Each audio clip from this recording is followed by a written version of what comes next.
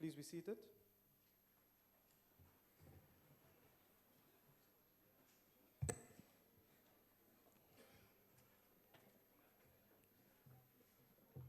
Honorable members, you are reminded to please record your attendance by using the biometric member identification system, as manual attendance slips have been phased out.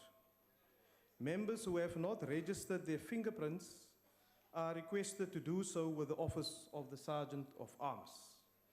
I think honorable members will also be happy to hear that all members are currently being uploaded onto the My Parliament app that will further phase out the use of paper within the institution. The chamber staff is available to assist those members where necessary and to record any problems that they may encounter. Honourable members, the first item on the order paper is a motion in the name of the Chief Whip of the Majority Party. The Honourable Chief Whip. Thank you, House Chair. House Chair, we move that this House, notwithstanding Rule 108(2), which provides that the time allocated to a member of each party for making a declaration of vote must be determined by the Rules Committee, taking into account the proportionality, strength, or the proportional strength of the parties, limits the time allocated to a member of each party for making a declaration of vote on any budgetary review and recommendation report to not more than 2 minutes for the remainder of this annual session. I so move, House Chair. I now put the motion. Are there any objections? No objections, agreed to. The second motion on the order paper is also in the name of the Chief Whip of the Majority Party. The Honourable Chief Whip. Thank you again, House Chair. House Chair, we move that this House notes the letter by the President of the Republic of South Africa, tabled on the 3rd of May 2016 under announcements, tables, and committee reports regarding the filling of vacancies in the Commission for Gender Equality. Again, that this House establishes an ad hoc committee to identify suitable candidates for the filling of vacancies in the Commission in terms of the revised Commission for Gender Equality Act, which came into effect on the 26th of November 2013, and such committee will consist of the following: A, 11 members as follows: ANC 6, DA 2, EFF 1, and other parties 2. B, exercise those powers in Rule 167 that may assist it in carrying out its task. C, recommend where necessary which commissioners should be appointed as full-time or part-time commissioners. And lastly, report to the Assembly by not later than the 31st of January 2017. I so move, House Chair. Honourable members, I now put the motion. Are there any objections? No objections, agreed to. The third motion on the order paper is also in the name of the Chief Whip of the Majority Party. The Honourable Chief Whip. House Chair, we move that this House notes with great sadness the passing of former African National Congress Member of Parliament, Mr. Mewaram Gobin, on Monday, the 18th of October 2016, after a prolonged illness. We move that this House further notes that the 83-year-old struggle stalwart, gifted orator, and writer of Waiting to Live and Prisons of Light, suffered a stroke and succumbed to his illness. This House understands that Ram Gobin was the United Democratic Front leader and former Natal India's Congress president, as well as former National Vice President of the Congress of South African Writers. The House further understands that he was at the forefront of the revival of the Natal Indian Congress, which was originally founded by Mohandas Mahatma Gandhi to unite South Africans of Indian origin against increasingly anti-Indian legislation and later their struggles against apartheid in South Africa. This House acknowledges that Ramgobin, who married human rights activist and granddaughter of Mahatma Gandhi, Ella Gandhi, was amongst the first supporters of the Release Mandela campaign. This House recalls that he was banned for 17 years, placed under house arrest for 12 years, and charged for treason in 1985, whilst he was a member of the United Democratic Front. The House further recalls that he also founded the Center for Learning of Ubuntu and was in charge of the Phoenix Settlement Trust, founded by Mahatma Gandhi in 1904. This House recognizes that Ramgobin was amongst those elected to the ANC-dominated Democratic Parliament following the 1984 elections and remained a member of Parliament until 2009. And this House remembers that the family of this radical student activist and former president of the Student Representative Council at the University of Natal escaped certain death when a parcel bomb was sent to him in 1973 following his harassment by the notorious apartheid security branch.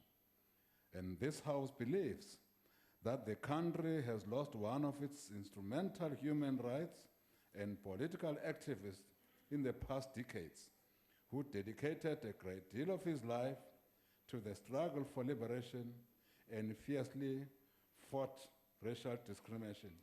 And this House lastly conveys its deepest condolences to the Ramgobin family and all friends. I so move. Honourable members, I take it that there are no objections to the motion being adopted. Will all members rise to observe a moment of silence in memory of the late Mr. Mewa Ramgobin?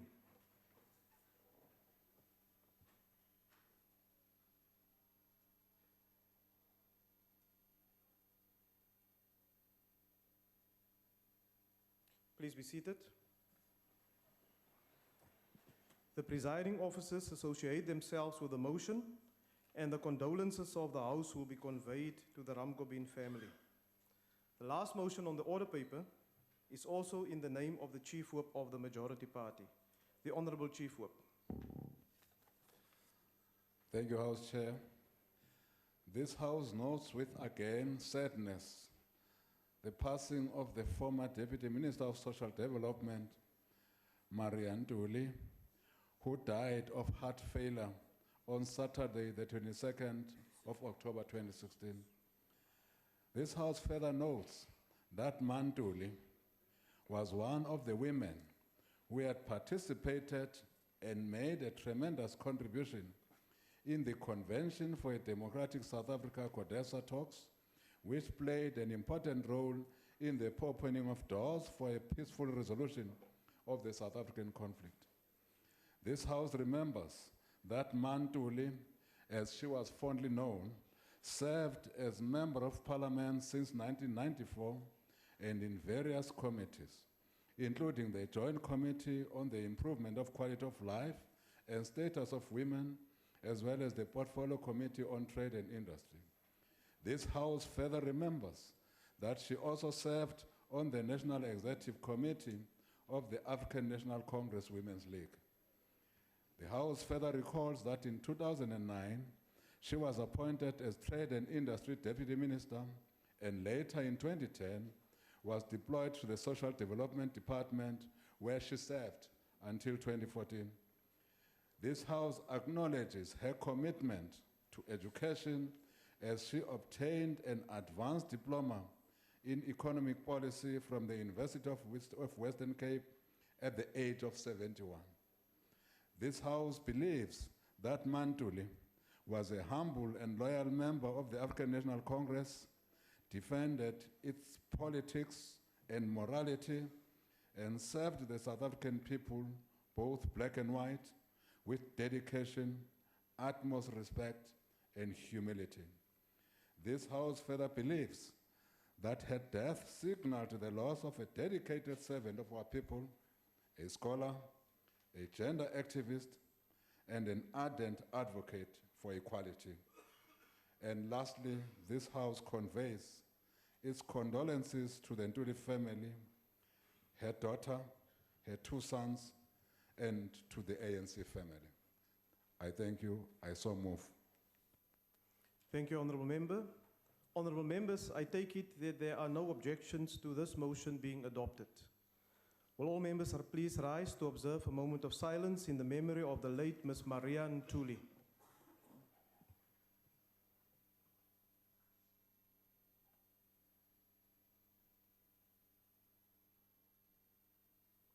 Please be seated. The presiding officers associate themselves with the motion, and the condolences of this House will be conveyed to the Ntuli family. The Secretary will read the first to House third Chairperson. orders together. Yes, Honourable Member. Sorry to interrupt you, House Chair. May I address you in terms of Rule 87 Yes. of the rules? House Chair, during the course of the last week, an astonishing attack on this legislature, its police portfolio committee, as well as office bearers in this House, was launched by a member of the executive. I believe that to be in breach of Rule 87. In any event, I think it would be astounding that this legislature itself did not find a way to express itself on the statements made, which I believe were completely unwarranted, and that either an explanation is sought from the minister concerned, or the Speaker reports back to this House with her views on the particular attack that was launched, and what steps the legislature is going to take to ensure that its credibility is kept intact and restored from this attack. Thank you. No, thank you, Honourable Chief Whip. The matter will be, or is being processed actually. The Speaker is dealing with the matter, and it will be brought to her attention once again, and upon a return from the IPU, the Speaker will be in a position to respond to what you have just said. Thank you, Honourable Member. I will now request the Secretary to read the first to third orders together. Consideration of budgetary review and recommendation report of Portfolio Committee on Public Service, as well as planning, monitoring and evaluation on Statistics South Africa.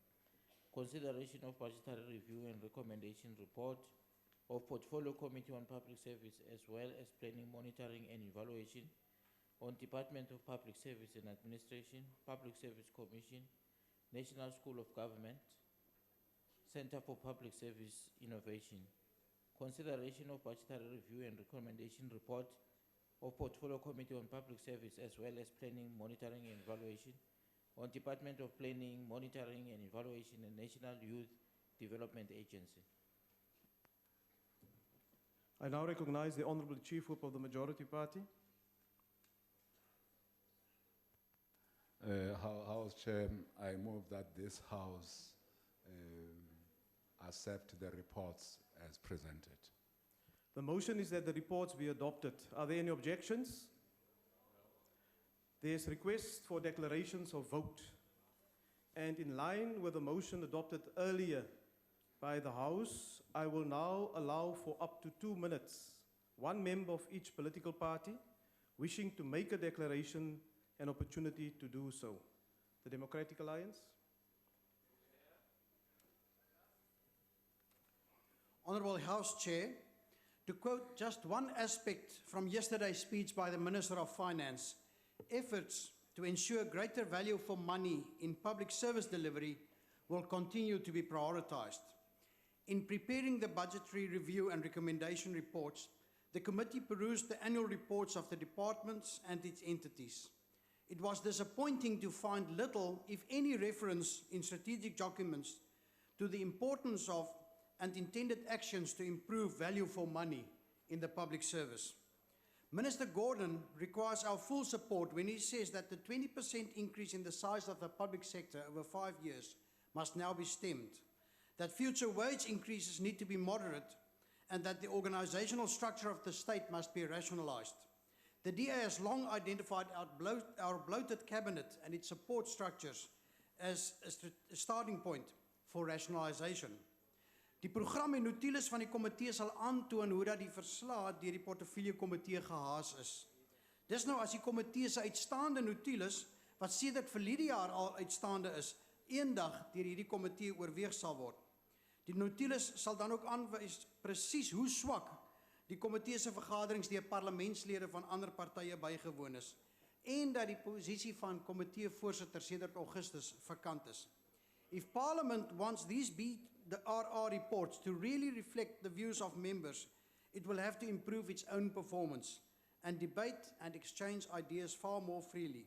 I fear that Parliament has got little credibility and that the findings and proposed recommendations will not be taken seriously by the Departments for Public Service and Administration, as well as performance monitoring and evaluation. I thank you. Yes. Are there any further declarations? The EFF? EFF, do you want to make a declaration?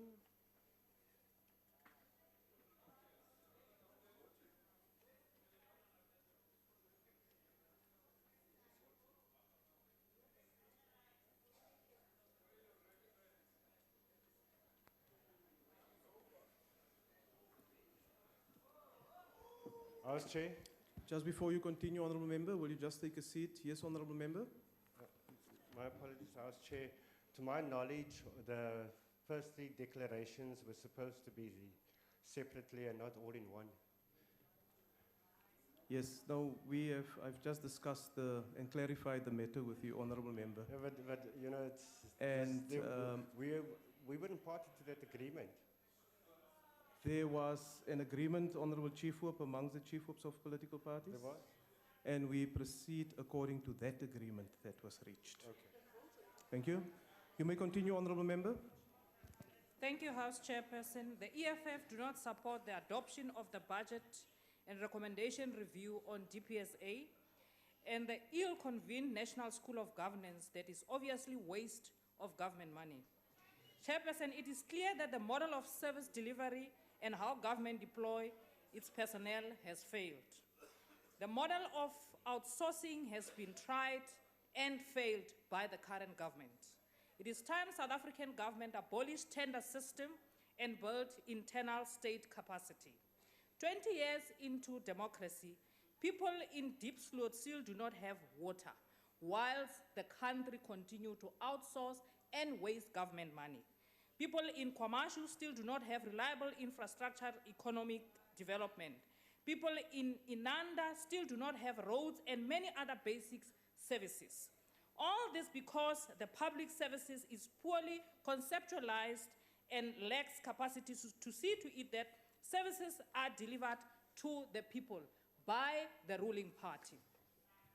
Yet more departments, more managers in government and provincial and local government is in brink of collapse, yet the quality of service remains poor. All the public administration and public officials do is to sign agreements between government service providers who are mostly linked to the ruling party. We must abolish tenders and build capacity to deliver quality services to all, and government dependence on consultant must end. The EFF rejects the BRRR report because it does not make concrete and decisive recommendations to solve fundamental problems facing the public administration. Thank you. The IFP.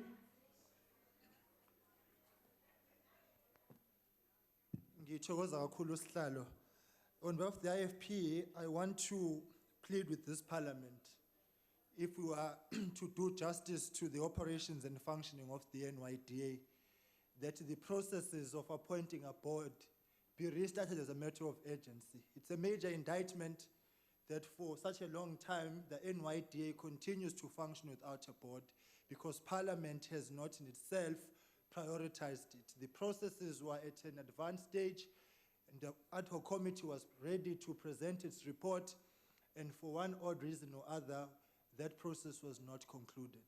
Now, if we are serious about building institutions which are credible and functioning within the parameters and confines of the law, it's important that this House in itself exercises the duties and responsibilities which sit on its shoulders. We are not doing the young people of this country any favors if the NYDA, which is their only source of refuge as far as youth development is concerned, functions without a board.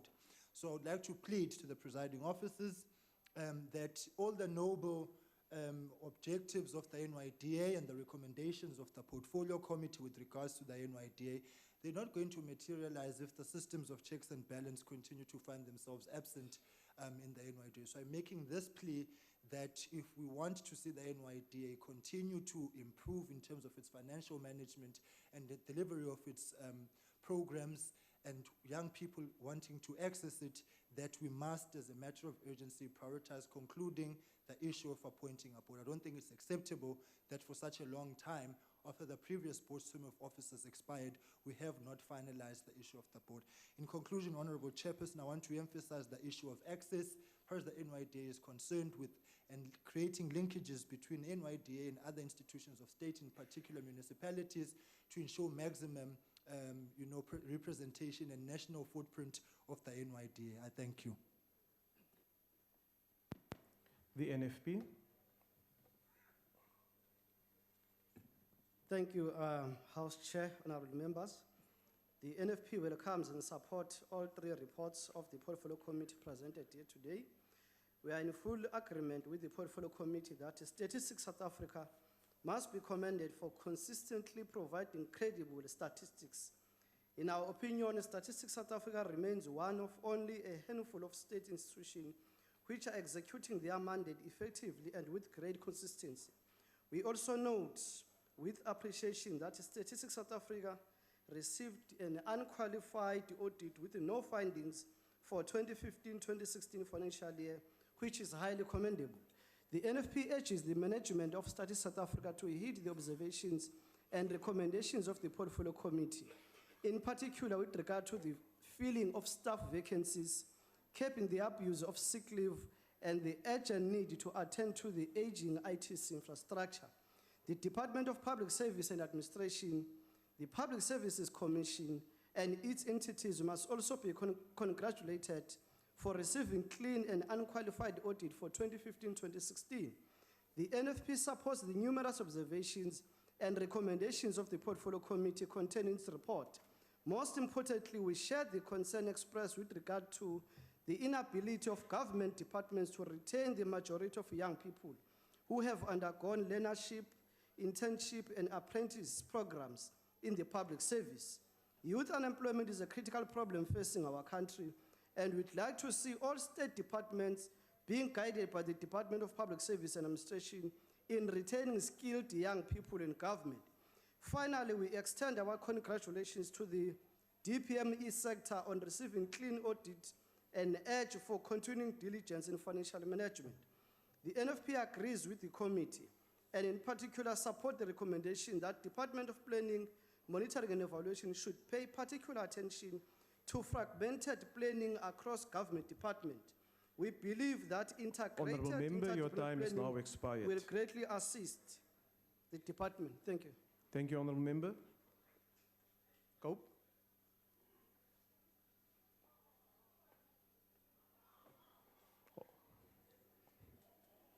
Order, Honourable Members. Thank you. To use a boxing analogy, to Cope and many others, it appears as if the minister went into the ring representing South Africa to save us from a downgrade, but with his hands tied behind his back. Whilst his footwork was good, he wasn't allowed to land the knockout blow. To Cope, it is apparent that it is the president and many members of his cabinet who are not prepared to accept and implement the necessary reforms required to save South Africa from the morass that it finds itself in. It is them that have tied the hands behind the minister's back. If we are to emerge from a potential downgrade, if we are to reduce our growing deficit, if we are going to find the required revenue, if we are going to Honourable reduce Madisha. unemployment. Honourable Madisha, will you just take your seat, please? Will you just sit down? Why are you rising, Honourable Member? Honourable Chairperson, I'm rising on the rule with regards to relevance. I believe the Honourable Madisha is using his speech that was meant for the medium-term budget framework. We now discussing order one. Thank you, Honourable Member. Honourable Madisha, will you just bring in the relevance of what you are saying with the order that's in front of us? It is more than relevant. I don't know what Julie Killian actually says, but I understand. She needs to be assisted. Now, the minister did whatever he could do so that we could arrive at this kind of situation. What I want to emphasize is that the president of South Africa will not take us anywhere with the numbers of ministers and departments that we have today in South Africa, where we have almost 73 people who are there in parliament, in the executive.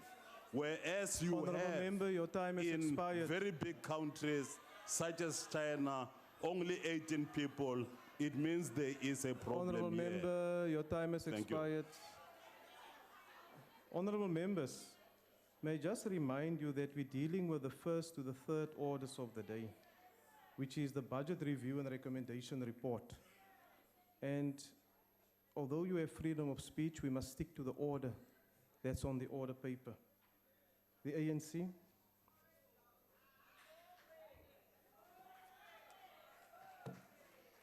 Masibonge mhlali ngaphambili ohloniphekileyo.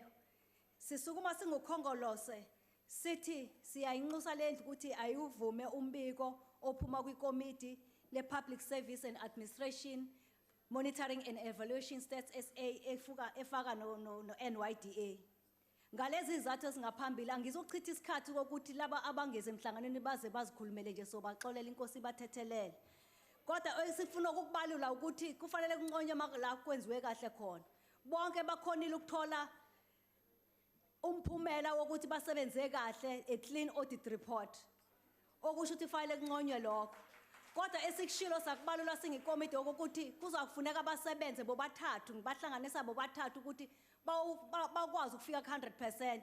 Mawubuka ngendlela nangegalela abahamba ngalo bayofika ku-100% in terms of achievement of predetermined objectives.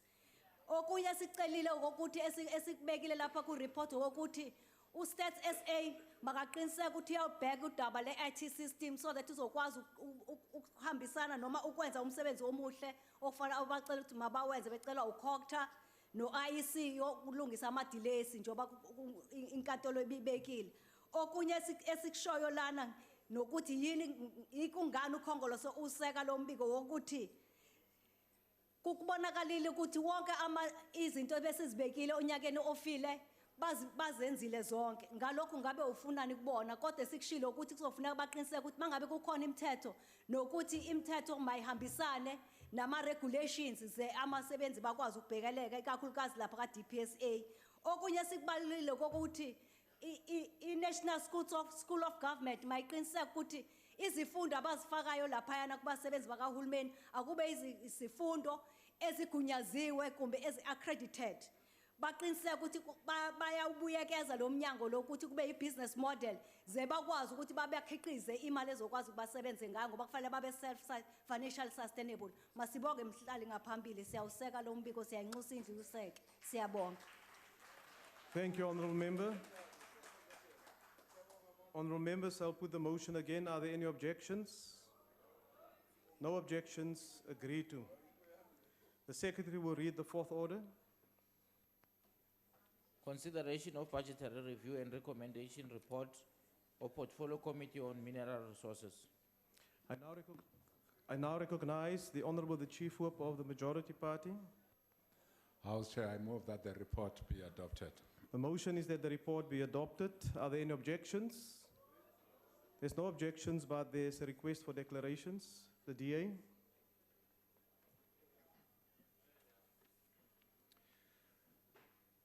House Chair, the Council for Geoscience invests in geological mapping and research and opens the way for mining investment, which is already sorely lacking because of this government's inability to get its act together. Yet again in this BRRR report, which is a good report, the committee draws attention to the lack of funding. Once again, Treasury has not provided money to fill the gap. The Council for Geoscience says it's about 30 million rand short of being able to carry out its basic functions. Well, there's no money, says the government. But surprisingly, there is 33 million rand to be given to the perennially loss-making SABC to give a bonus to Claudia Mutsuneng. So what then is this BRRR report for, if it's always ignored? The committee provides good oversight, but nothing happens. The lesson is clear. ANC cronies come before the needs of South Africa. This report also talks about achieving legislative goals. Now, the state diamond trader doesn't work. It hardly does what it's supposed to. It blocks the operation of a functioning market. The cutting and polishing industry has almost died. Until the diamond marketing system is reformed, it will never have a chance of reviving. Legislation to change this is spoken of, but nothing gets done by this cataleptical government. Legislative goals is also a polite way of saying the MPRDA still hasn't been passed. Because the ANC can't make up its mind. It's deciding between a bad law and a tragic law. It's more than 2.5 years since this parliament passed the MPRDA. It will be 3 years before it's passed, if we're lucky. The ANC talks piously about recognizing the need for legislative certainty. It hasn't got the outer edge of a photograph of an idea of what that means. The IFP.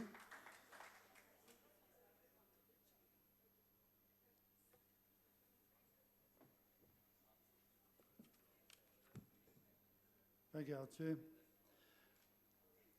This Department of Mineral Resources, like most other portfolios, is constrained in its development path by the current economic outlook and its associated scarcity of fiscal resources. It's therefore imperative that our fiscal rebalancing should allow for a wider budget deficit in order to cushion mineral resources from a potential hard landing. Honourable Chair, mining is an industry with long-term horizons. When making investments, mining companies make projections decades ahead. They require certainty as to rules under which they will operate and will not invest if there's a fear of uncertain and unpredictable regulatory changes. The MPRDA, the Mineral and Petroleum Resource Development Act, brings about just that kind of uncertainty. The bill empowers the minister to impose export controls on any minerals that he designates as needed for beneficiation. This definition has little content but gives the minister vast discretionary powers which fuels uncertainty in the industry. Furthermore, it appears there is no control or accountability regarding the issue of mining licenses. The Department of Land Affairs does not know who or where to in South Africa the DMR granted mining licenses. The budget allocated towards the rehabilitation of abandoned mine sites, acid mine drainage, and even the investigation of such is completely inadequate. In conclusion, in the interest of a better South Africa, the department meeting the challenges, the IFP supports this report. Thank you.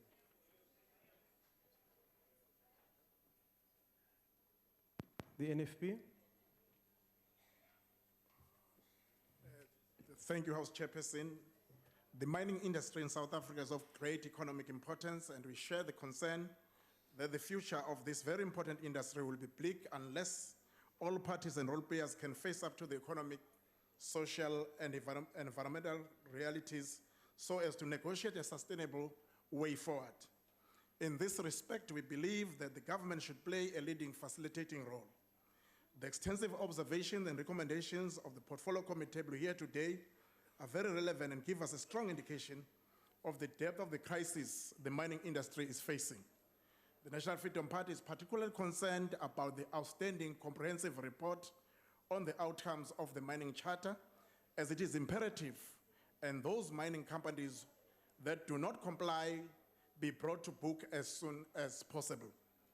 The mining resources of our country should benefit our people, and the provisions of the mining charter constitute an important mechanism to make it happen.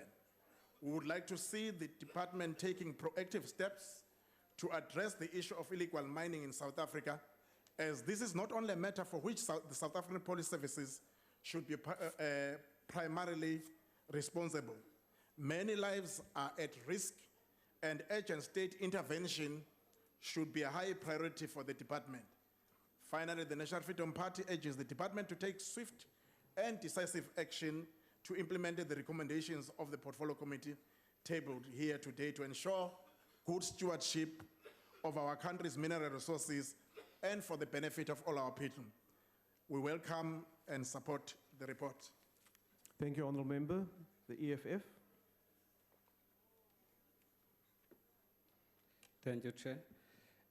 The EFF rejects the adoption of the Budgetary Review and Recommendation Report of Portfolio Committee on Mineral Resources. The report fails to consider the state of chaos and uncertainty the mining industry as a whole has been in the past. To say the mining industry is in deep crisis is an understatement.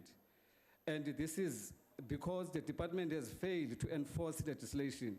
In fact, the department has failed on its entire mandate. Instead, we have a captured Gupta minister who spends all his time concerning himself about banking. On a point of order. Honourable Member at the podium, will you just sit down, please?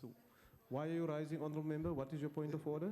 This member has cast aspersions on the character of the Minister of Mineral Resources without putting a substantive motion on the table. Okay, Honourable Member, I will look into the Hansard, and if need be, I'll come back to make a ruling. Continue, Honourable Member. Thank you. When we have a Minister of Finance, a Reserve Bank, and a Financial Intelligence Center to deal with the financial matters, Chairperson, the committee report failed to note that since Mr. Zwane's appointment by the Guptas, he has spent all his time negotiating their deals and looting state resources. On a point of order again, Chair. Honourable Member, will you take a seat, please? What is the point of order, Honourable Member? The member again has cast aspersions on the President now by saying that the Minister of Mineral Resources was appointed by the Guptas. Can you withdraw that? Now, Honourable Member, I will look at the context. Honourable Member, may we as far as possible stick to the rules, although we observe the principles that we previously referred to in terms of freedom of speech. I will come back to make a ruling in that regard, Honourable Member. Continue, Honourable Member. Thank you again, Chair. It is not a surprise why the department has failed to respond decisively to the crisis facing mining industry because there is no leadership. It is not a surprise why the department has failed to respond with concrete measures in place to deal with the problem of zamazamas, because the minister is busy fighting bank to open bank accounts of a corrupt family. The only reason why mining companies continue to loot South Africans' minerals wealth, damage our environment and pollute our water is because government is giving them permission to do that. The EFF will not support any recommendation that do not speak to nationalization of mines and transformation of the mining industry for the benefit of all South Africa. Honourable Chaisa. Thank you very much, Honourable Chair. Whatever is meant to support or to benefit the people of South Africa should support it. It is for this reason that as AIC we do support the recommendations because we think this adjustment to benefit the people, that is service delivery, something that is core. We also appreciate that the reservation on the part of the President regarding the signing of the Mineral and Petroleum Resources Development Amendment Bill, as it was referred back to the committee. So the main reason for this is unconstitutional and the lack of proper public participation. These are the two issues that are very important because people have got to be properly consulted. They should participate in these bills. And again now, all the bills to become act now should be in line with the constitution of this country.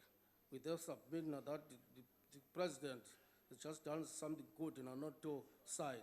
And again now, this bill has been referred to the House of Traditional Leaders, which is one of the important institutions of this country, because our traditional leaders should also take part in these activities of the country, so as to recognize them. The agreement we have with the other countries would be affected if this bill was supported and if this bill now was signed by the President. We also wish as AIC that there can be some amendments made to many of these acts for the purpose of good governance and development of the country. Thank you very much. The ANC.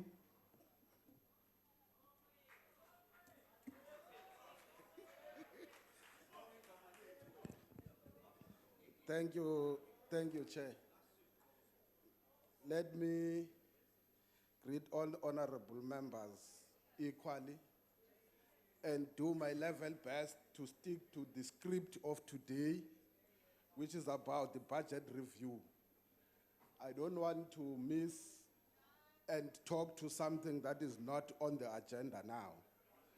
The first issue is that it's important to note that the department and its entities received unqualified audit opinion. And I think that is the first critical point, which means that they've spent what they proposed in an equitable manner. Secondly, we are of the view that we need more funding so that we can do more research work as well as exploration, and also the fight against illegal mining, also advance mine health and safety programs. Honorable Chair, amongst other issues, because one of the entities for the past 3 years has been receiving clean audit without any emphasis, we think that Parliament must also make a consideration of a reward system for those who do best so that they continue doing their work. Lastly, we must develop mechanisms to safeguard our mineral information. We therefore support, defend, and present this report as it was unanimously agreed in the committee. Thank you, Honourable Member. I'll put the motion again. Are there any objections? No objections. Agreed to. The Secretary will read the 5th to the 7th orders together. Consideration of budgetary review and recommendation report of Portfolio Committee on Police on Independent Police Investigative Directorate. Consideration of budgetary review and recommendation report of Portfolio Committee on Police on Civilian Secretariat for Police. Consideration of budgetary review and recommendation report of Portfolio Committee on Police on South African Police Service. I now recognize the Honourable the Chief Whip of the Majority Party. House Chair, I move that all the reports be adopted by this Honorable House. The motion is that the reports be adopted. Are there any objections? There's no objections, but there's request for declarations of vote. I recognize the Democratic Alliance.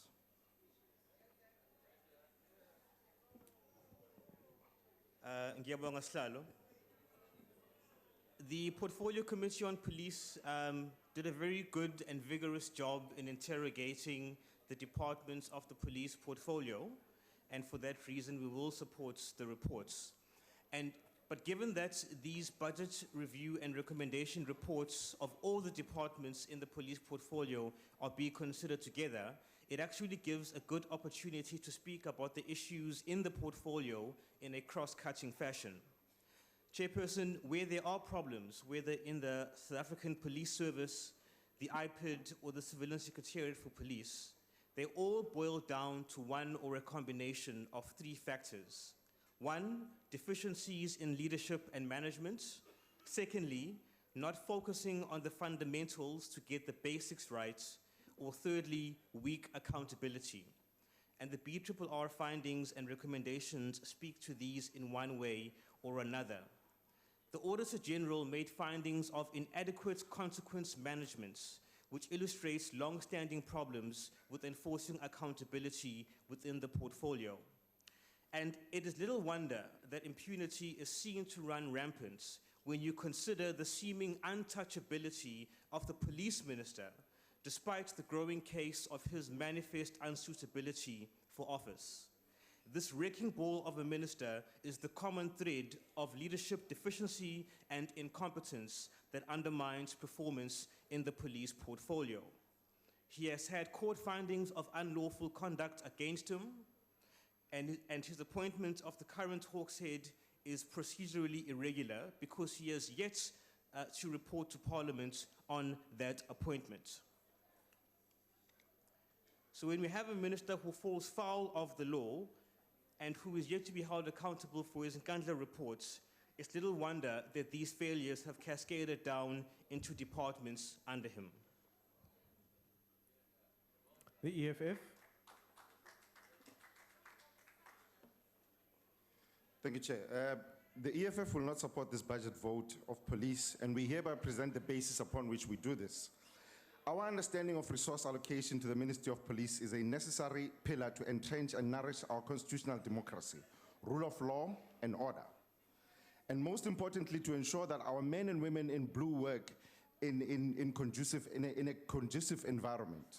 But today, Mr. Zuma, who we do not recognize as a president in government, appears hell-bent on fighting the will of our people in using state agencies. A lot of cases have proven beyond reasonable doubt the complicity of state in failure to protect our people. In some cases, the state is the instigator of mass murder of our people, like they did in Marikana with Muido Masia, Andries Tatana, and many others in the country. These cases alone are an eye-opener as to why intelligence arms of the police fail to detect crimes before they happen because they are used to settle political scores. Huge budget cuts, mostly invisible policing, detectives, and crime intelligence, while VIP protection takes a huge chunk of the money, a clear indication of lack of vision and prioritization of core service deliverables. And how it is now convenient to regard investigation into Marikana mass murder by the ANC government an unfunded agenda. Since when is investigation into mass murder of people an unfunded mandate? But the Minister of Police, when he was defending the looting that happened in Nkandla, he had unlimited budget to demonstrate that a swimming pool is a fire pool through video games. And at the end of the day, it is the poor who are left vulnerable, while others are secured in comfort at the expense of everyone. Low salaries paid to police contribute to low morale amongst the members, and it is a proven incentive for corruption. The leadership does not seem bothered at all by this. Honourable Member, your time is now expired. Thank you very much. Thank you. The IFP.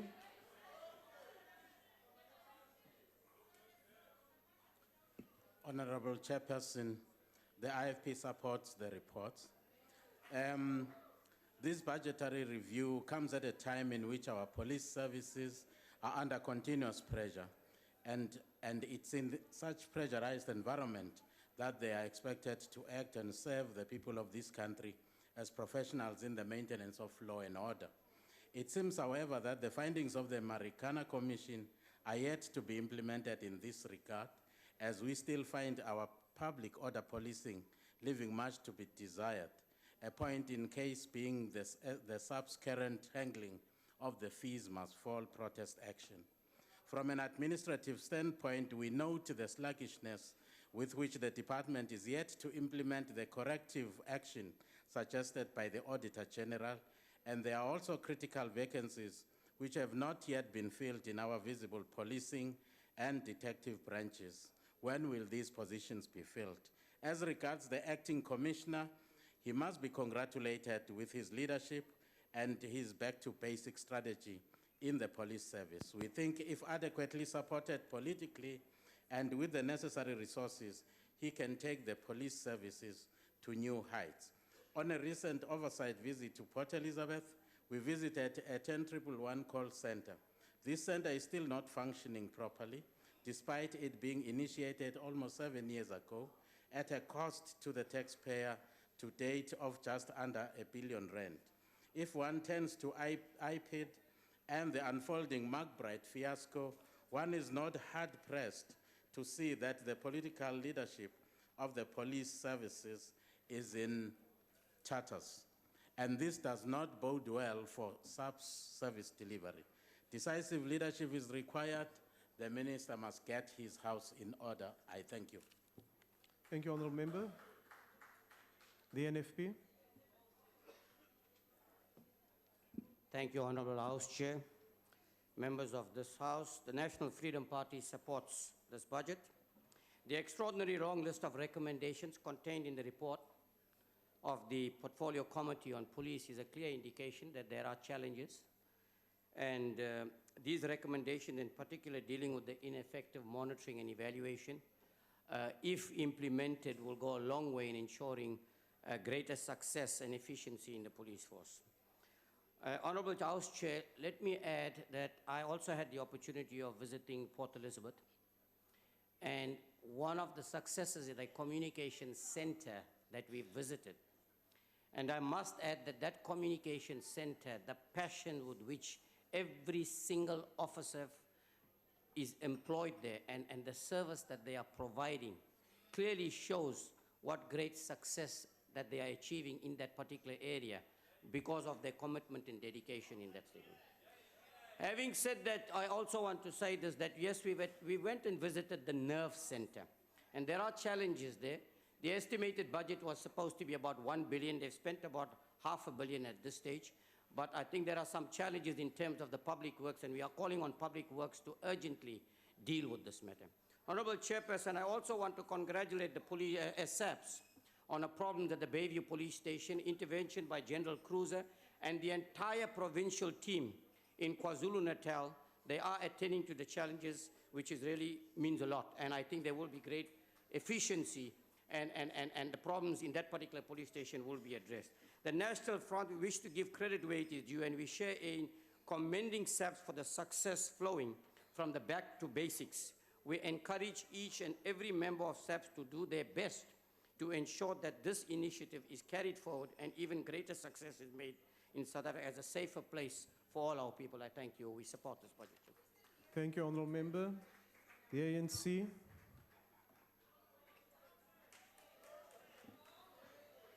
House Chairperson, Honourable Members, I rise on behalf of the ANC to support the 3 BRRR reports dealing respectively with the South African Police Service, the Independent Police Investigative Directorate and the Civilian Secretariat. The reports have been compiled after meetings with the relevant departments on 11 to 13 October 2016. The committee also met with the Auditor General on 11 October 2016, as well as trade unions, civil society and research institutions. In the case of the SAPS, 44 recommendations were made, the IPID 14 recommendations, and the Civilian Secretariat 23 recommendations. The strategic goal underpinning all the recommendations is to give effect to the outcome of outcome 3. All people are and feel safe by strengthening the criminal justice system, professionalize the police, and strengthen civilian oversight over the police services. Several recommendations deal with the implementation of action plans to address findings of the Auditor General with relation to targets, performance information, legal compliance, and financial management. In the recommendations with relation to the SAPS, the aim is to fight violent crime more effectively by strengthening the crime intelligence capacity of the SAPS, measured performance of a detectives component in relation to facilities and equipment, an increase in trial-ready dockets, and compliance by the DPCI with its obligations in terms of the SAPS Amendment Act. In terms of the visible policing program, the aim is to strengthen the link between schools and police stations throughout the country as a priority, ensuring that SAPS do more with relation to the implementation of the DVA and the assistance of complaints. Furthermore, we recommend that additional training for public order policing members in crowd control should be rolled out as a matter of urgency. The implementation of the recommendations by the 3 departments will ensure that the NDP goals of a professional police service staffed by highly skilled officers that serve the community and respect the equality and justice is not just a mission statement, but a reality. I thank you. Thank you, Honourable Member. Honourable Members, I put the motion again. Are there any objections? No objections. Agreed to. The next item on the order paper is member statements. Honourable House Chair. Yes, Honourable Member. It must be noted, even though you are running so fast with the program, that the EFF objects this budget. We will never support anything that suggests to undermine our people. The objection of order, the objection of the EFF is noted. We must, Honourable Member, also keep up with proceedings in the House. Once the question is put and there's no objection, we simply move on. Order. Honourable Members, we now come to member statements. Does any member of the ANC wish to make a statement?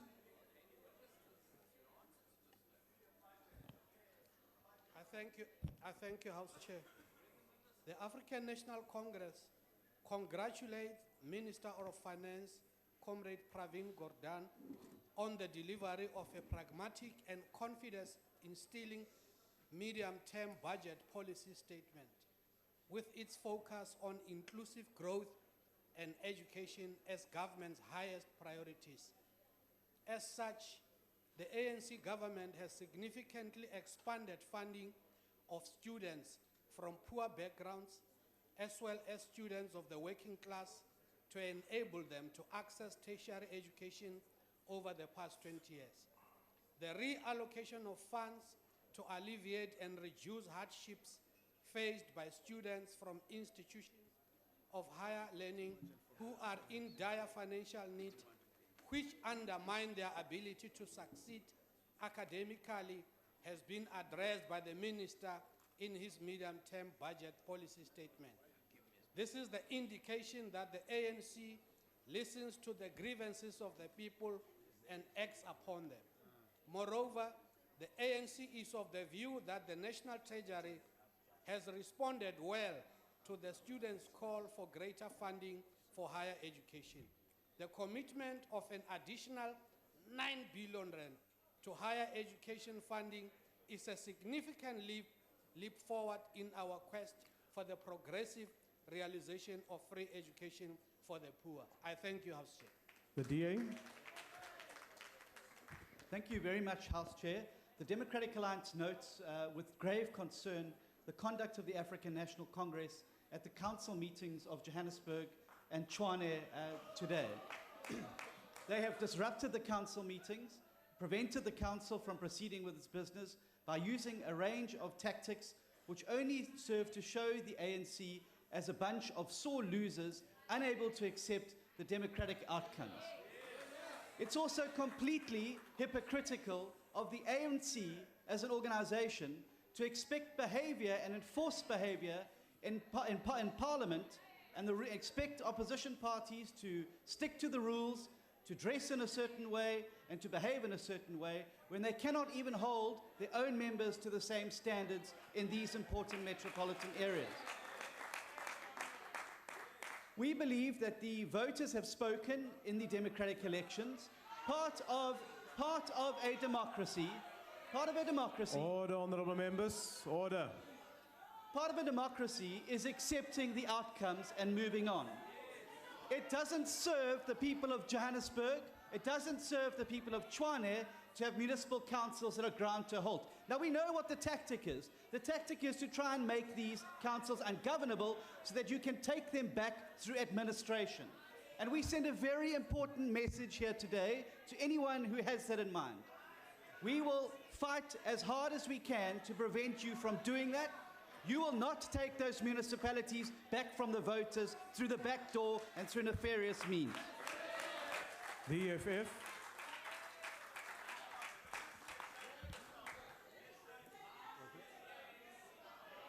Order, honorable members, order. Thank you, House Chair. The Economic Freedom Fighters has always stood for free, quality higher education for all, and it is a call that cannot be postponed. Order, honorable members. It is not correct that the fee-free higher education is not possible. It is not correct and it must be rejected. Similarly, the idea that fee-free education subsidizes the rich and will cause further inequality is ideologically bankrupt and short-sighted. According to Parliament's Budget Office, a cost of fee-free higher education requires 75 billion rand in 2017, 83 billion rand in 2018, and 93 billion rand in 2019 for just fewer than 1 million students. In addition, we have already allocated resources to NSFAS, university subsidies, and we also have private sector contribution. We should increase university subsidies from the fiscus to over 1% of GDP. The most important, sustainable and novel source to fund fee-free education for South Africa is to introduce an education levy on all pension funds. The delayed salaries and wages of workers in public and private sector in pension funds amount to roughly 4 trillion rand. If we introduce a 2.5% education levy on all pension funds, this would be more than 100 billion rand annually, in addition to already existing allocation. There's more than 160 billion rand annually for fee-free education. Then we can also deal with issues of expanding access, build infrastructure, and invest in scholarship Honourable programs Member, your for time is now international expired. programs. It is the work of all of us as political parties to Honourable Member, mobilize towards a your time has 2.5% education expired. levy on all pension funds. The ANC. House Chairperson, Tuesday, 27 October marks the birth of Oliver Reginald Tambo, a South African anti-apartheid politician and a revolutionary who served as president of the African National Congress from 1967 to 1991. The African giant, true son of the soil, and one of the most substantial leaders our revolution has ever produced, O.R. Tambo was born on October 27, 1917 in Bizana, Eastern Cape, and died in April 24, 1993 in Johannesburg. Comrade O.R. studied and graduated as a scientist, majoring in mathematics and physics from the University of Fort Hare. Although he wanted to be a medical doctor, he ended up training as a teacher and taught at St. Peter's in Johannesburg. He later trained as an attorney and joined his old friend, Comrade Nelson Mandela, in a law practice in Johannesburg in 1952. Together with other stalwarts like Anton Lembede, Walter Sisulu, Jordan Gobane, Nelson Mandela, and others, they formed the ANC Youth League in 1944, and an organization which became the training ground and party school of many other ANC leaders. O.R. Tambo eulogy, President Nelson Mandela remarked, Oliver lived not because he could bleed. He lived not because blood flowed through his veins. Oliver lived not because he did all the things that all of us ordinary men and women do. Oliver lived because he had surrendered his very being to the people. House Chairperson, all of us owe our democracy Honourable and the Member, your societal time is now progress expired. from apartheid to a democratic South Africa substantially to O.R. Tambo. Or ANC calls upon all South Honourable Africans Member, your to time embrace is the concept of expired. Ubuntu. The IFP. May I also ask those members who are standing for such a long time in the passages to take up their seats, please? Continue, Honourable Member. Thank you, Chairperson. International Religious Freedom Day is observed today, the 27th of October, throughout the world. It behoves us as parliamentarians to promote and protect this fundamental human right, which is a core value across all nations and is a birthright of every individual as enshrined in Article 18 of the Universal Declaration of Human Rights. In a world where the majority of citizens identify with being religious, religious freedom ought to be something that every single individual enjoys without any fear or prejudice. The freedom to choose your religion, to practice it, share it, change it, or live without a religion at all is not something only the government should promote, but it is with the efforts of every single individual that the ideal to live and let live will be achieved. Perhaps another important point to make is that freedom of religion or belief is also one of our most powerful tools in the fight against extremism. It is then our collective responsibility to protect religious freedom equally for all and to ensure that those who claim religion as justification for criminal acts do not walk away with impunity. Honorable Dudley, Kwankwa, and I recently participated in an international panel of parliamentarians in Germany where the issue of freedom of religion and belief was the theme. Arising from that, we would like to propose the establishment of a parliamentary forum to deal with issues around religious tolerance. We also call on the international community, governments, civil society, and citizens alike to speak out against religious persecution and to stand unequivocally for the protection of religious freedom and belief. Thank you. The NFP. Thank you, House Chair. The NFP is concerned about the disproportionate high prevalence of unemployment among our youth in South Africa. and the failure of government to adequately address this ticking time bomb of social unrest which is growing day by day. The policies of the NFP places emphasis on rural development as a mechanism for job creation and poverty alleviation.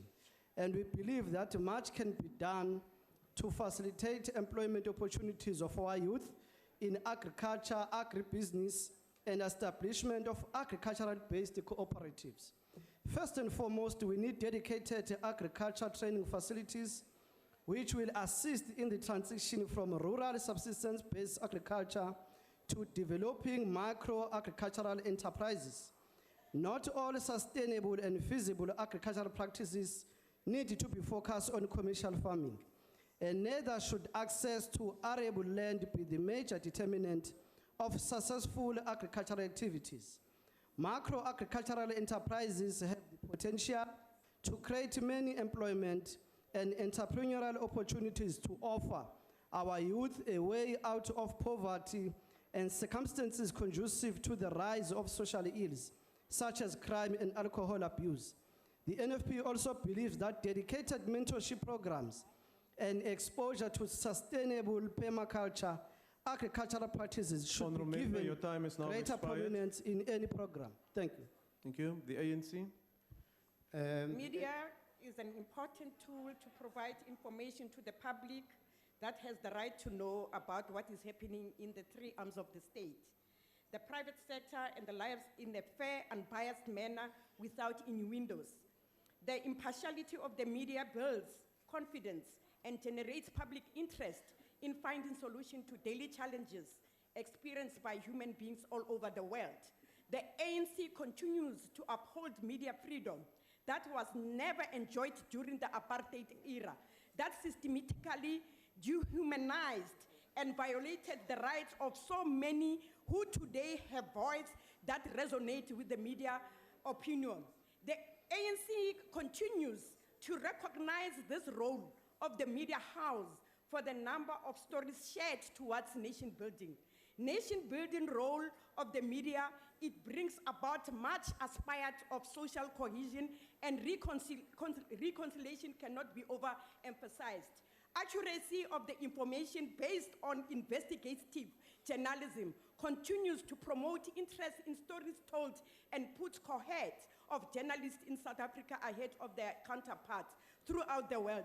The media is encouraged to continue to inform and engage all South Africans in a fair manner that continue to promote an open democratic country as opposed to brutal autocratic secrecy of the Honourable Member, apartheid your time area. is now expired. Cope.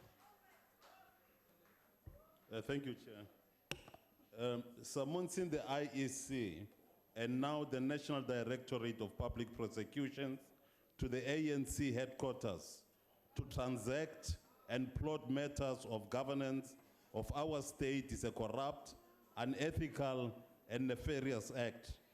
These actions in themselves point to the capture of the state by President Zuma and his faction in the ANC, but particularly the Guptas.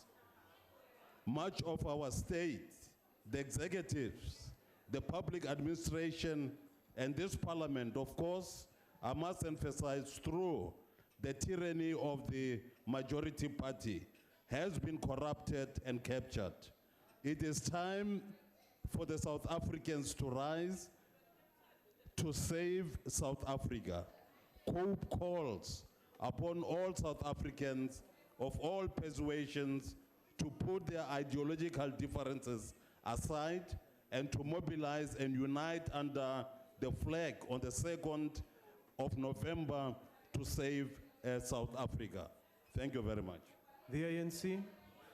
The ANC is disturbed by the callous killing of a deputy principal at an academy private school in Kales River, Dr. Anton Dedricks, who was shot dead while dropping off a pupil at her home after she fell ill at school, in what is believed was an attempted hijack in Mandalay. The ANC is of the view that in most of the times, The perpetrators of these horrific crimes are known in our different communities, and therefore it is imperative to critically focus on mobilizing society to make life difficult for criminals in our midst, by mobilizing communities by participating in combating crimes through working with the law enforcement agencies and assist them in apprehension of these killers. The ANC also calls upon the police to leave no stone unturned in their resolve to speedily bring the senseless killers to book. The more the improvement in the safety and security of our citizens in their homes and environment where they live, where they work, and where they engage in extramural activities, the more the people believe in the security within the country. I thank you, Chairperson. The DA. Thank you, House Chair. When the DA says we deliver, we mean it. Last week, the Mayor of Johannesburg, Herman Mashaba, handed over title deeds to 38 households who had been waiting for years. Having title to your own home provides Order, honorable members. with an asset and a means to unlocking economic potential. Unlike the ANC, the DA does not demand to see party membership cards before allocating houses. Unlike the ANC, the DA fights corruption. And unlike the ANC, the DA delivers. I am not just saying this. Ask Minister Sisulu, who confirmed to us in a parliamentary reply that the DA-run City of Cape Town transferred nearly 8,000 title deeds in 2 years, more than any ANC-run metro in this country. In fact, according to the minister, there was an ANC-run metro that handed over, wait for this, 0 title deeds in that same period. The ANC no longer runs that metro. Already residents of Johannesburg can see and feel the DA difference. From Ivory Park to Sandton, from Soweto to the inner city, the DA is working tirelessly to deliver better services, Order, honorable members. especially to the poor. Thank you, House Chair. The EFF. Thank you, House Chair. The Economic Freedom Fighters is calling on all members of society who are concerned about the state of our democracy to join us as we march in Pretoria against the politicization of the National Prosecuting Authority. Mr. Sean Abrahams has learned nothing from the past. He has allowed himself to be used by Zuma the same way he used the now infamous Jiba and Lawrence Hwebi, and before then, Mokotedi Mche. Jiba and Hwebi now face a very uncertain future after they were struck off the roll of advocates for their underhanded tactics in defense of Zuma. Mr. Abrahams made a complete fool of himself by publicly proclaiming that he is charging the finance minister and later tried to disassociate himself from that decision. It is clear he charged him without evidence and now faces the prospect of embarrassing himself in court. He went further and charged the Commander-in-Chief of the Economic Freedom Fighters with a 1956 apartheid law and was an act to fight off the ANC after ANC had organized the Congress of the People to adopt the Freedom Charter. The charge against our CIC for comments he made as far back as 2014, that our people must proactively repossess the stolen land Honorable from member, government your time is now expired. in bed with land thieves and will do nothing Honorable to return member, your back time has stolen expired. land. We therefore call on South Africans to join us on the 2nd Honorable of member, November as your we will be time has marching in expired. defense of our democracy. The ANC. The ANC commends the continuous progress made by the Gauteng Department of Infrastructure and Development in handing over the state-of-the-art school, Bupilong Secondary School, to the Gauteng Department of Education in just 3 months. The newly constructed secondary school is situated in the southern development corridor of Gauteng in Mfuleni, has been built at a cost of over 84 million, is a top-notch school that will ultimately cater for 1,200 learners from grade 8 to 12. Approximately 160 learners in grade 8 and 9 are expected to attend the school when it officially comes into operation in January 2017. The school design follows a new template for secondary schools, which include smart classrooms, science labs, sports facilities, and green facilities. The ANC believes that the provision of schools with the modern facilities in Plain Townships will go a long way in improving and transforming the quality of education in townships. Moreover, the ANC is pleased to hear that more of these type of schools are expected to be handed over to the Gauteng Department of Education in 2017. This program is a clear demonstration that the ANC is committed at improving quality education and eliminating disparities in education. Siyakuba, I thank you. The AIC. The AIC. Thank you very much, Honorable Chairperson. This time around, we congratulate the Eastern Cape Province on the good governance and improvement regarding the Department of Economic Development, Environmental Affairs and Tourism, the Department of Social Development and Treasury. The entities like East London Development Zone and Eastern Cape Parks and Tourism Agency are also doing well. We do appreciate that. Roads and Public Works and Education Department should learn from these other departments and entities. The irregular expenditure of awarding tenders to staff members, civil servants who did not even declare, and close relatives to the staff members should be avoided. Education Department is always getting a bigger share in terms of the budget. However, a reduction of irregular expenditure over 3 years is very much appreciated. Bit by bit, they are getting there. Monitoring and evaluation will help improve the situation. It is not all bad, and there are good indicators that good governance can be realized one day. Thank you very much. The ANC. On the 19 October 2016 marks the 30th anniversary of the death of Mozambique's first president, Chamorro Machel, who was killed in mysterious plane crash in just outside the border of South Africa on his return to Mozambique from Zambia. The plane crashed into a hillside of Mtuzini in Mpumalanga. The cause of that crash is still widely debated, with a widespread suspicion that the then South African apartheid government was responsible for the death. South Africa and Mozambique gathered on Monday, the 17th October 2016 at Chamorro Machel Museum in Mbuzini to commemorate and celebrate the life of the struggle icon, pay tribute to people of Mozambique for their solidarity, sacrifice they endured through the dark days of apartheid. The ANC believe that we owe our freedom today to human resources Mozambican sacrifice for us, and therefore we are and we will always be indebted for the spirit of Chamorro Machel and people of Mozambique. And therefore, it is befitting on the occasion of commemoration of the 30th anniversary of these gallant freedom fighters for peaceful, stable, secure, and prosperous region, free of prejudice, racism, patriarchy, and exploitation, for the ANC to call for the speedy resolution of a joint investigation into the plane crash to quell and put to rest the ongoing allegation and suspicion on the cause of this crash. I thank you.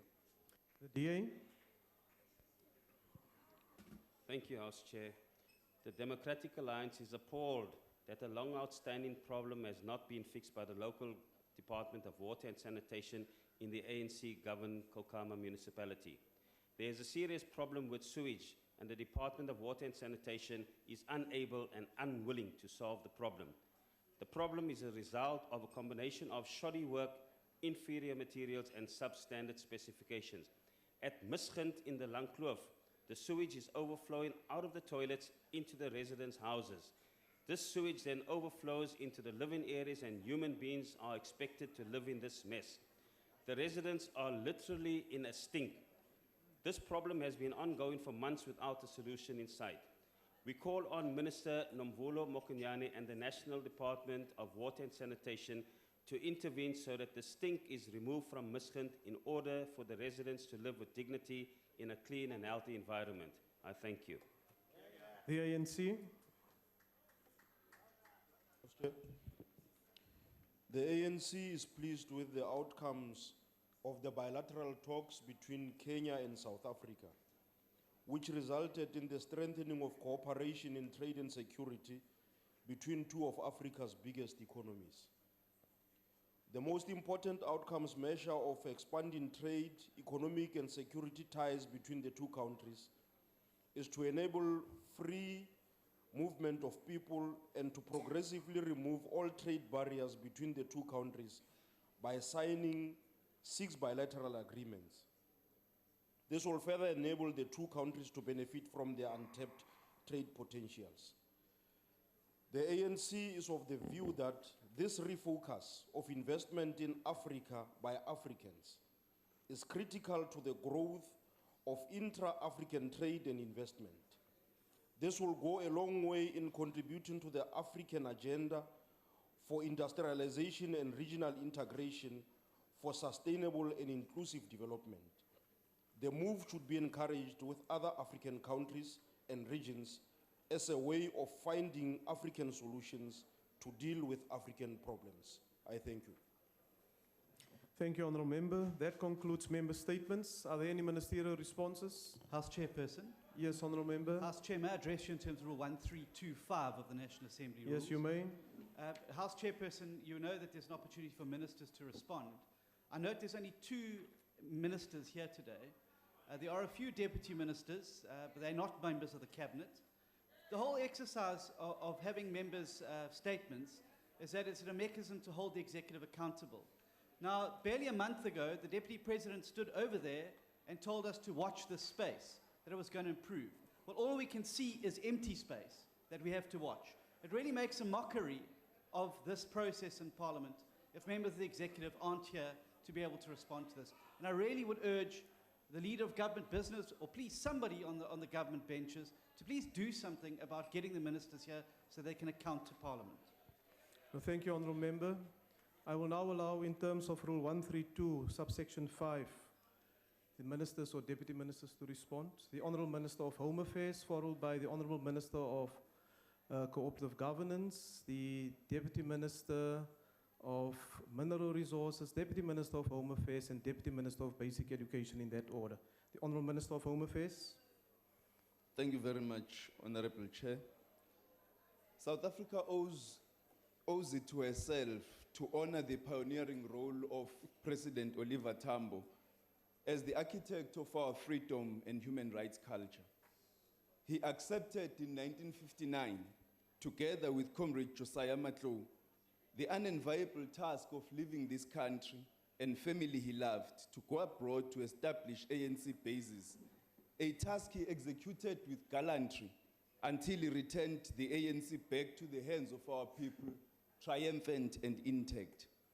23 years on, after his sad demise, he has remained an icon for our youth and freedom fighters all over Africa and the world, and therefore it behoves that our country should today pay attention, stand to attention as we salute this gallant fighter and celebrate the 99th year of his birth.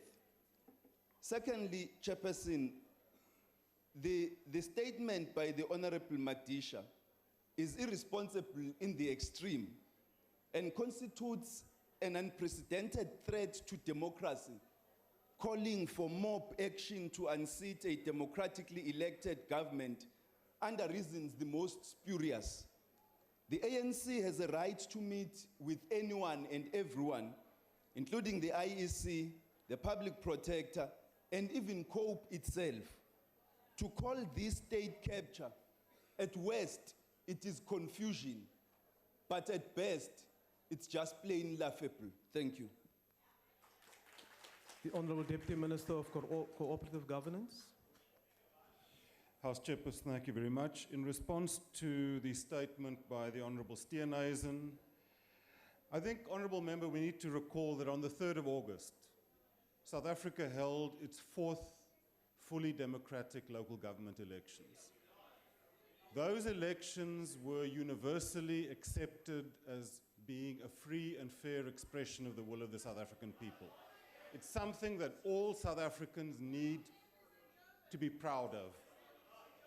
There were changes in government in numerous municipalities. All of those were accepted. And again, I think that's something Order, that we honorable should members. be proud of. Order. Up to now, all councils except 2 have been established and are functioning. And those 2 have not been established because of litigation involving members of the EFF and the NFP.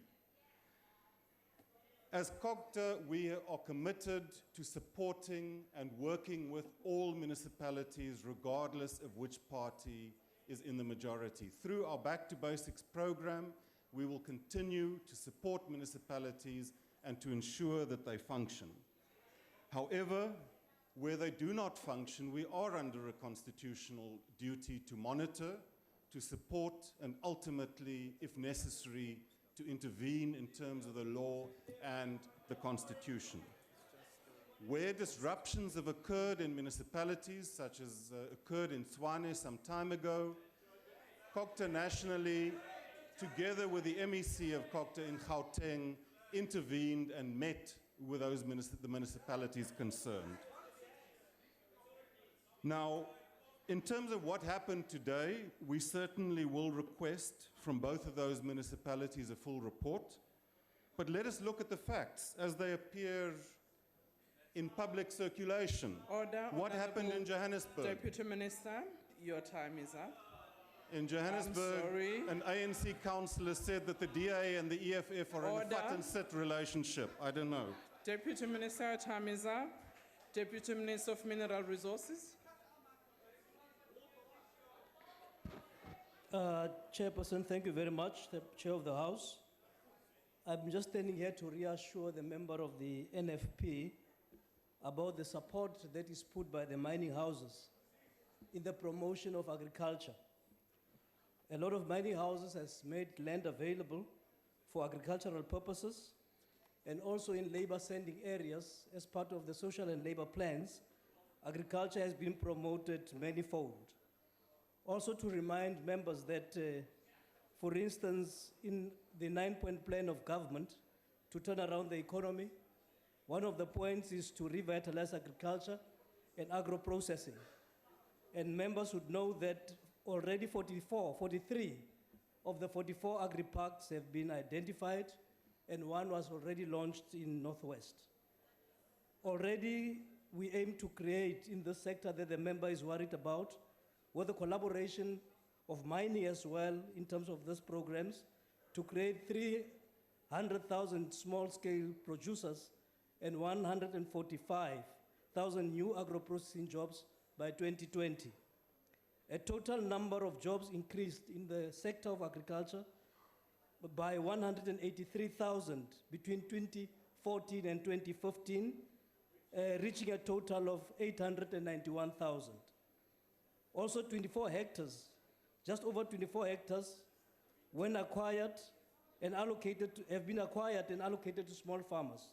So I'm just trying to bring this connection to you, that between agriculture and mining, there is a connection that says that those are primary sectors of our economy, and as we grow beneficiation, there's the areas we're going to focus upon. And also in our program for environmental rehabilitation, part of the land is put aside for agricultural purposes. So our post-mining landscapes takes agriculture and was one of the key areas where jobs can be created, production can be increased, and I can go on and on in terms of the food production that has increased in the country. Thank you very much. Thank you very much. Deputy Minister of Home Affairs. Deputy Minister of Housing.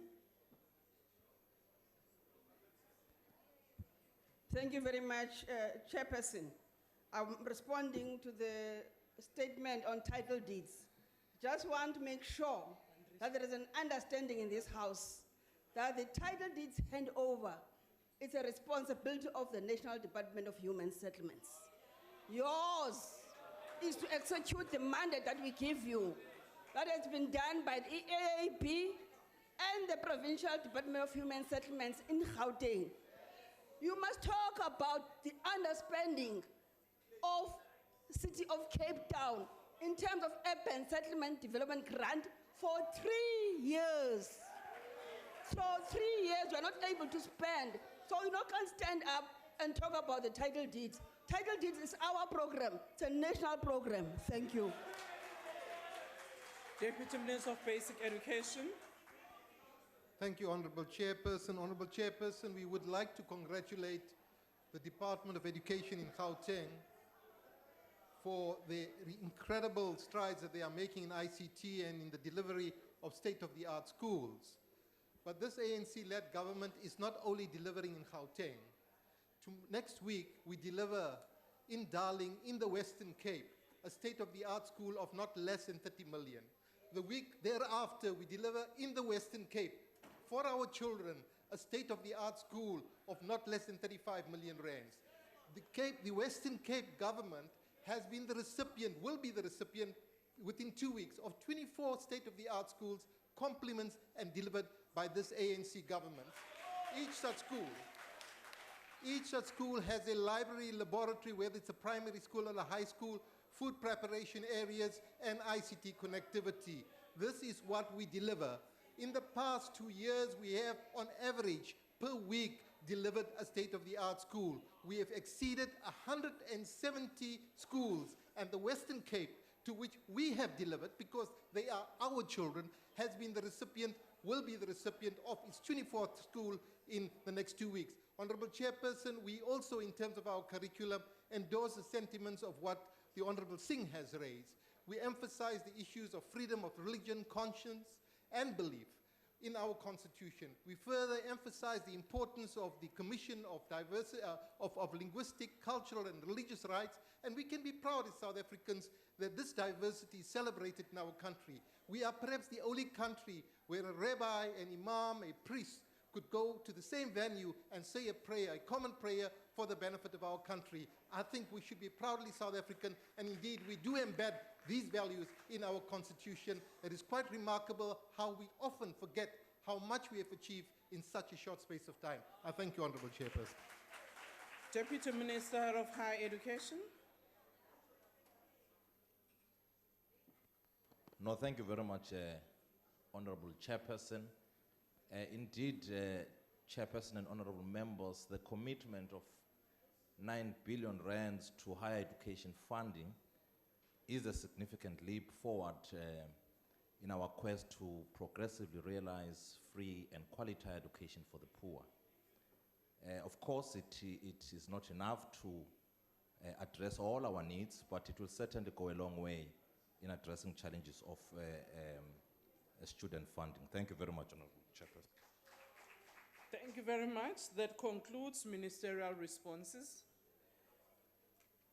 We now move to the notices of motion, which is the last item on the order paper. Does any member of the ANC wish to give a notice of motion? Chairperson, Yes, on this side. I can see you. I hereby move on behalf of the ANC that in its next sitting, the House debates possible ways and obstacles in securing suitable and affordable land for the integration of all communities closer to the working areas to practically eliminate the legacy of apartheid settlement patterns. So I move. Thank you. The DA. House Chair, I hereby move on behalf of the Democratic Alliance that at its next sitting this House debates the absenteeism of female learners from school due to the unaffordability of sanitary towels and the lack of very poor to no sanitation facilities at most of our country's schools. Thank you. Thank you. The EFF. Thank you, Chair. I rise on behalf of the economic freedom fighters to move that in the next sitting, the House debates the capturing of the institutions of criminal justice, the NPA, the hawks, by the predatory elite led by mainly Mr. Zuma, in order to placate imagined enemies and to protect interests of these corrupt men and women. This evidenced by the selective manner in which the NPA charges individuals so desperate and politically motivated that they will even use racist apartheid laws to achieve this. That the compromised president of the ANC will use these institutions to settle ANC internal battles. I so move. ANC. Thank you very much, Chairperson.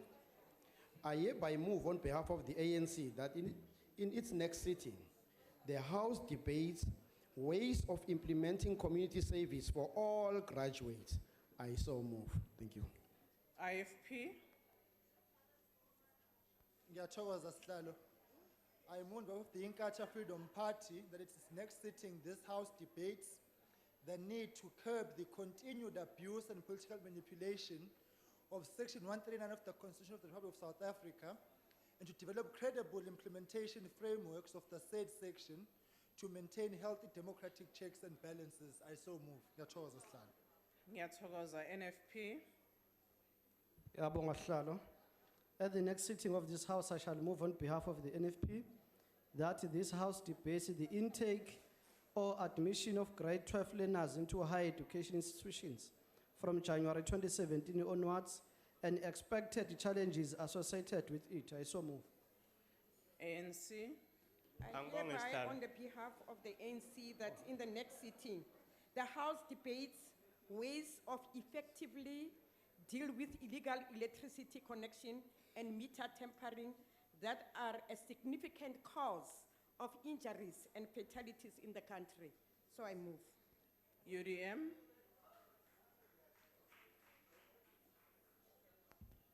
Siyabulela kakhulu mhlali ngaphambili. Umuntu akafana mnukwena unixela indaba zenu. United Democratic Movement diphakama phambi kwayo ndisithi ithi masishukuxe amalinge okuphelisa ukusweleka kunye nokuphathwa gadalala kwamakhwenkwe esuthwini nendima enokudlalwa ngabo bonke abo bathintekayo kulo mba. Nditsho. Siyabulela. Enkosi FF Plus. DA. Thank you, Chair. I hereby move on behalf of the Democratic Alliance that this House at its next sitting debates the President's inability to stay awake and pay attention to the midterm budget policy statement delivered in this House yesterday. I so move.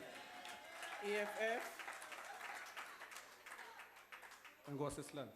I rise on behalf of the Economic Freedom Fighters to move that in its next sitting, the House debates the release of all arrested fees must fall students and practical steps needed to ensure that the state is in the position to provide free, quality, decolonized university education. I so move. ANC. Ngibonge Sihlalo. I hereby move on behalf of the ANC that in its next sitting, the House debates ways to accelerate the rollout of basic sanitation infrastructure in rural areas and informal settlement. I so move. Cope. Thank you, Chair. COPE hereby moves without notice that at its next sitting, this House debates the clear divisions between President Zuma and members of his cabinet, which render the executive dysfunctional to the detriment of all South Africans and our sovereignty as a state, a nation. ACDP. ACDP. ANC.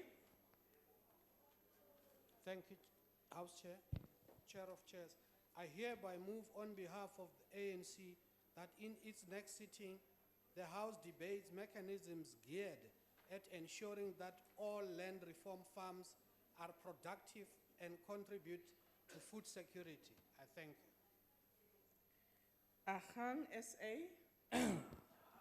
Thanks, Honorable Chair. I move on behalf of Ahang SA that this House debates in its next sitting how can those who benefited from apartheid contribute aggressively towards those who were oppressed. I so move. AIC. Chairperson, on behalf of AIC, I hereby move that this House on its next meeting debate on how to prevent the illegal mining activities in South Africa, specifically by the people from the neighboring countries. I so move. ANC.